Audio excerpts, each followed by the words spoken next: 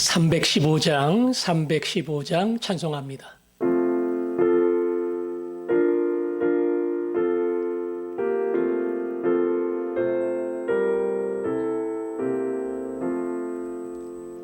내 주 되신 주를 참 사랑하고 곧 그에게 죄를 다 고합니다. 그는 해를 주신 내 예수시니 이전보다 더욱 사랑합니다. 주 날 사랑하사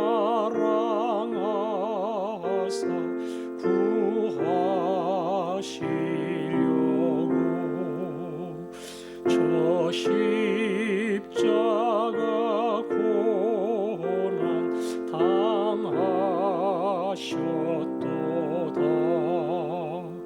그 가시관 쓰신 내 주 배우니 이전보다 더욱 사랑합니다. 내 평생에 힘쓸 그 큰 의무는 주 예수의 덕을 늘 기림이라. 숨질 때에까지 내 할 말씀은 이전보다 더욱 사랑합니다.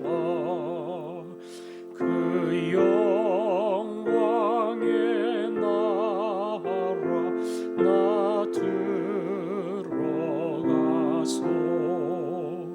그 풍성한 은혜 늘 감사하리.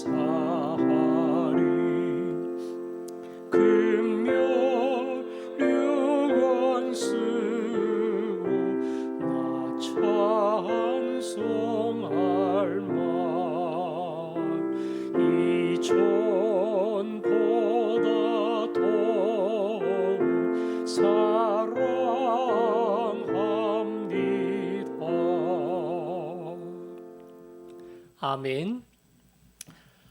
윤필순 집사님은 퇴원을 하셨습니다. 아직 온전히 완쾌된 것은 아니지만 일단은 필요한 모든 보조주를 뺐기 때문에 퇴원을 하셨는데 기침도 많이 나고 제자리로 돌아오기까지는 조금 더 시간이 필요해요. 정상적인 식사를 할 수 있도록 운동을 알맞게 하고 밖으로 나갈 만한 체력을 주시도록 일단 잘라냈는데 호흡이나 모든 것이 정상으로 돌아올 수 있도록 윤 집사님에게 특별한 은혜를 주시기를. 윤 집사님뿐 아니라 어른들 중에 연약하고 그리고 힘든 과정을 겪는 분들이 있습니다.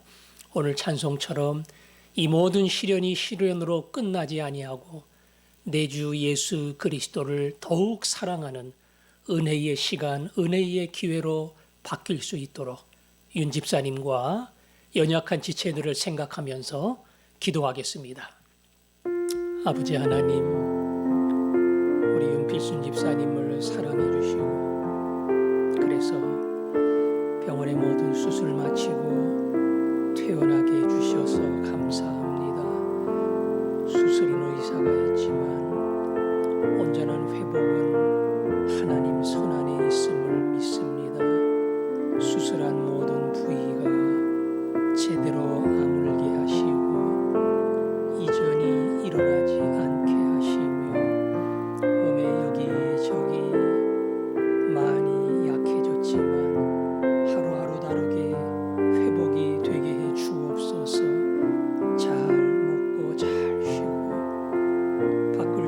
수 있을 만한 건강을 주시기를 원합니다. 아버지, 얼마든지 연약한 자리, 힘든 자리에 떨어질 수 있습니다. 그 과정을 견디며 이기게 하시고 고난과 시련을 통해 우리를 더 귀하고 값지게 만드시는 주님을 만나게 해 주옵소서. 이전과는 다른 인생을 살아갈 수 있도록 하나님 힘을 주시고 은혜를 더해 주시기를 원합니다. 강한 손으로 붙들어 주옵소서. 아멘.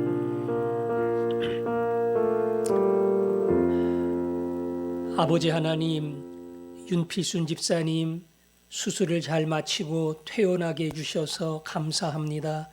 아직은 이전의 몸으로 돌아오지 않았지만 정상적 호흡이 되게 하시고 정상적 식사를 하게 하시고 정상적 외출과 운동이 가능하도록 주님이 특별한 힘을 더하여 주옵소서.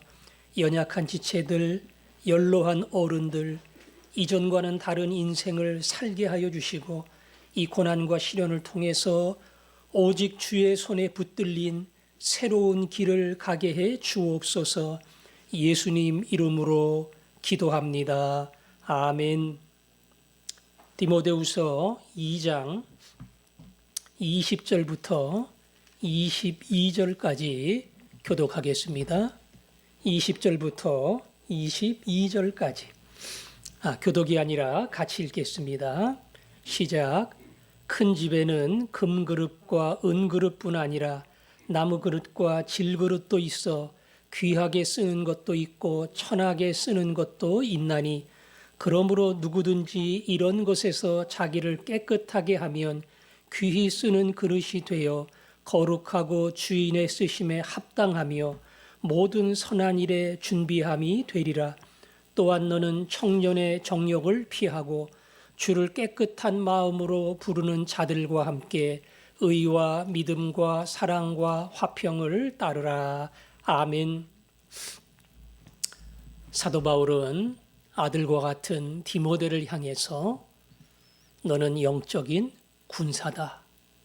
영적인 선수와 같다. 그리고 땅에 씨를 뿌리는 영적인 농부와 같다. 목양을 하고 복음을 증거하며 고난받기를 두려워하지 마라. 그리고 주의 백성들을 양육하되 말다투는 자가 되지 않도록 잘 가르치고 내 자신이 말씀 앞에 먼저 경건한 자로 하나님 앞에 세워져야 한다. 어떻게 성도들을 가르쳐야 할 것에 대해서 이야기를 했습니다. 그리고는 오늘 말씀을 통해서 주의 종이 얼마나 성결해야 하는가, 하나님의 종의 성결함, 거룩함에 대하여 이야기를 합니다. 자, 20절에 보니까 큰 집에는 금그릇, 은그릇, 나무그릇, 질그릇도 있다. 그릇이 여러 가지가 있다 그랬어요. 아주 부잣집에나 금그릇이 있겠죠. 그리고 은그릇. 그 다음에 평범한 집은 나무그릇, 그리고 질그릇도 있습니다. 무엇을 이야기하려고 네 가지 그릇을 말했을까? 큰 집에는 그랬죠. 예. 큰 집에는 금그릇부터 질그릇까지 다 있습니다. 이 큰 집이라는 말은 넓게는 하나님의 나라, 작게는 교회다. 이렇게 생각하면 됩니다.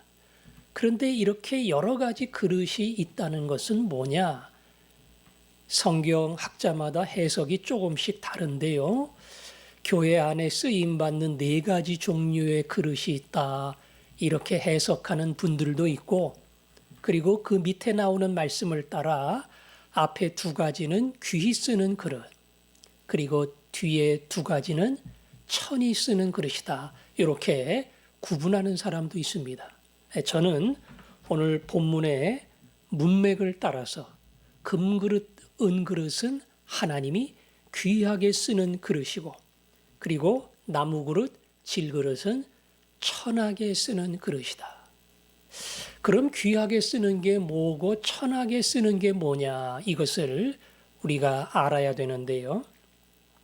21절에 보니까 그러므로 누구든지 이런 것에서 자기를 깨끗하게 하면 귀히 쓰는 그릇이 되어 거룩하고 주인의 쓰심에 합당하며 모든 선한 일에 준비함이 되리라. 귀히 쓰는 그릇은 말 그대로 하나님이 소중히 여겨서 쓰는 그릇입니다. 금그릇을 함부로 대하지 않잖아요. 귀한 손님 올 때나 한 번씩 나갈 텐데 은그릇도 마찬가지입니다. 그렇게 하나님이 소중히 여겨서 정말 필요할 때 귀하게 쓰는 그러한 그릇이 금그릇, 은그릇입니다. 천하게 쓰는 그릇은 말 그대로입니다. 귀한 자리에는 못 들어가요. 그냥 보통 사람들, 일반적인 사람들, 그런 사람들을 대할 때나 사용할 수 있습니다. 그러니까 하나님이 쓰고자 하는 중요한 도구로는 사용하지 못하는 그런 그릇이 나무그릇, 질그릇에 해당이 됩니다. 인생이 한 번인데 내가 어떤 그릇으로 쓰임 받는 그러한 사람이 될 것인가? 하나님이 그냥 어찌 보면 천히 여기는, 조금 심하게 말하면 그렇게 크게 보탬이 되지 않는 그런 나무나 질그릇으로 쓰임 받을 것이냐? 소중히 여기고 값지게 여기고 네가 꼭 있어야 된다, 이렇게 이야기하는 금그릇, 은그릇으로 쓰임을 받을 것이냐? 우리는 자신에게 질문을 하고 답을 해야 됩니다. 그런데 어떤 사람이 금그릇 되고 은그릇 되느냐?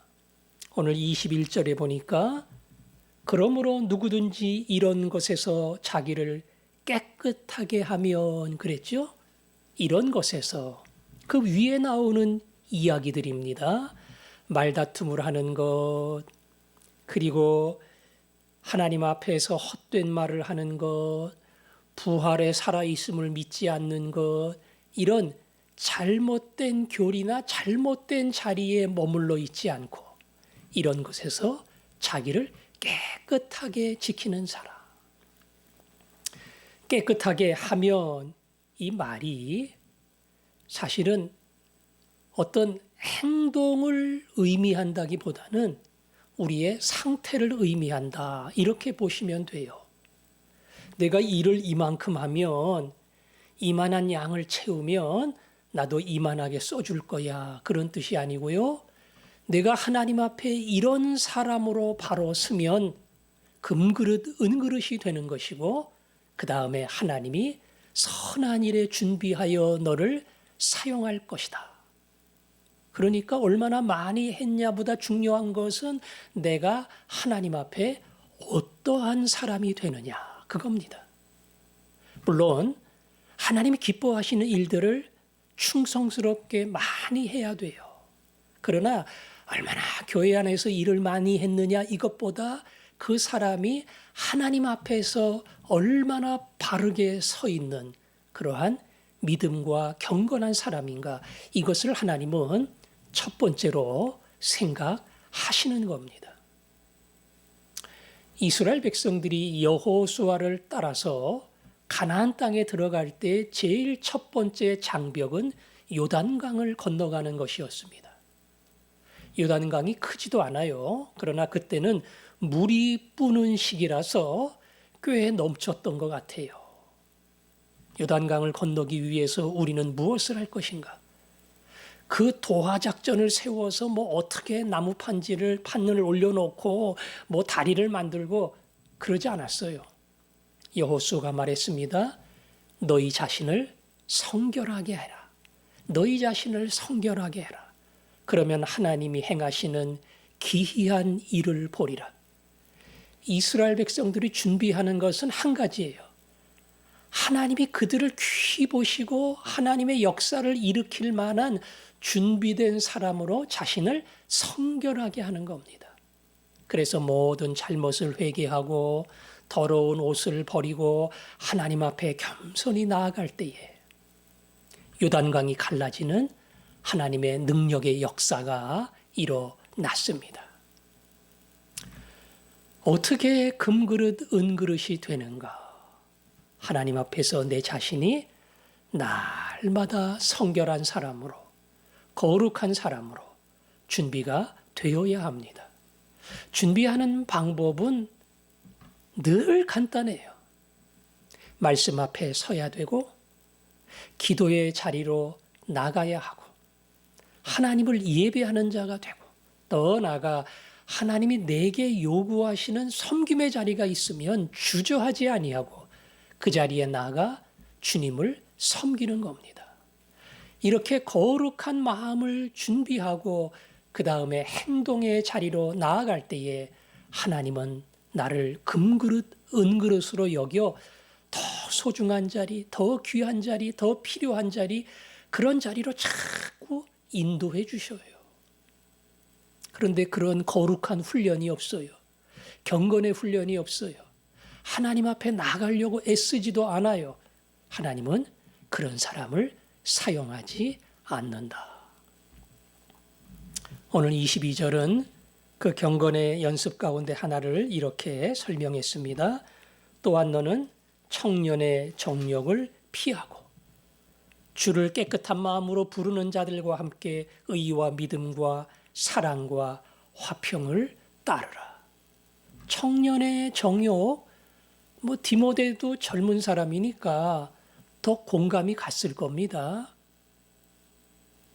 연세 드신 분들에게는 어느 정도 사그러지는 성공에 대한 욕심, 더 많이 벌고 싶은, 더 높은 자리에 올라가고 싶은, 그리고 성적인 욕구, 이런 청년의 욕심들이 있어요.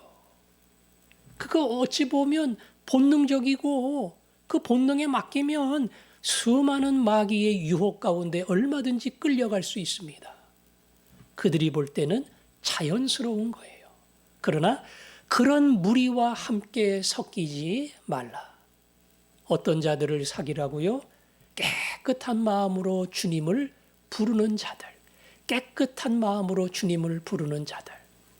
그들이 추구하는 것은 의롭게 사는 것, 믿음으로 사는 것, 사랑하며 사는 것, 그리고 화평을 이루며 사는 것, 이것이 그들의 삶의 중심이 된다. 학교 개학할 때가 되면 엄마들이 그런 기도 제목 많이 내잖아요. 좋은 친구 만나게 해달라. 좋은 친구. 왜냐하면 친구의 영향을 받기 때문에 그렇습니다.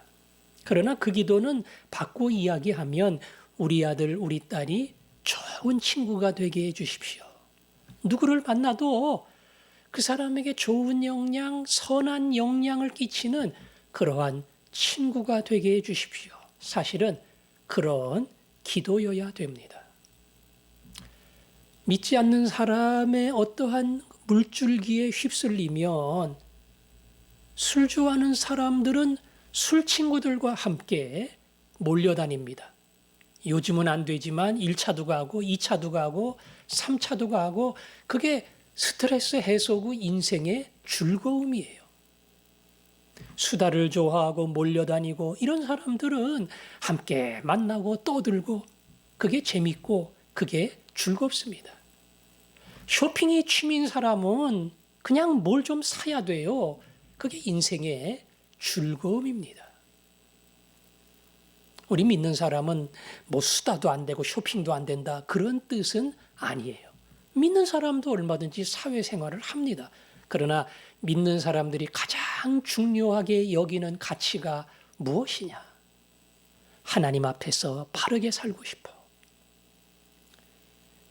앞으로 살아가는 인생 후회 없이 열심히 사랑하고 싶어. 누구와도 불편한 관계가 아니라 화평의 관계로 모든 사람을 만나고 싶어.